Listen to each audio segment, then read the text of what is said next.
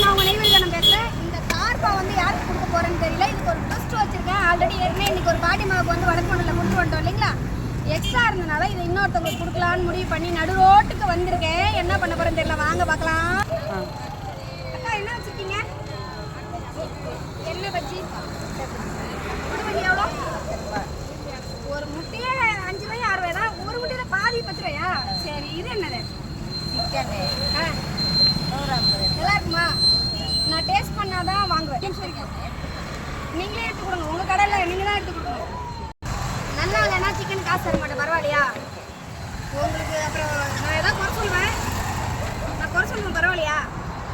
Chat வாங்க தருவேன்.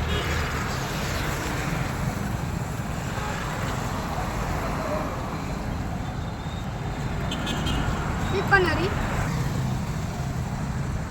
Chicken நல்லா இருக்கு. என்ன பீஸ் தரீங்களா? இன்னைக்கு நம்ம காசு கொடுக்கலான்றீங்க. இன்னும் நல்லா காவா இருக்காங்க இந்த காலத்தில் போய் கொடுக்க வேணான்றாங்க. ஃப்ரெண்ட்ஸ் உண்மையான சிக்கன் நல்லா இருக்குது. ஓகே, இது எவ்வளோ? 100 கிராம். சரி, ஓகே, 100 கிராம் 50 ரூபா. நான் பைசா கொடுத்துறேன். இவங்க கடை கொஞ்சம் காட்டுப்பா.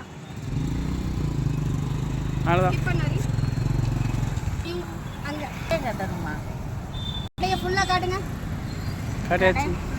உங்கள் கடை வந்து நாங்கள் வந்து இன்னையோட பறிமுதல் பண்ண போகிறோம். ஆமாம், உங்கள் கடை நாங்கள் எடுத்துக்கலாம் இருக்கோம். எவ்வளோ விலை சொல்கிறீங்க சொல்லுங்கள். ஒரு 30 ரூபா கொடுத்துட்டு எடுத்துக்கீங்க.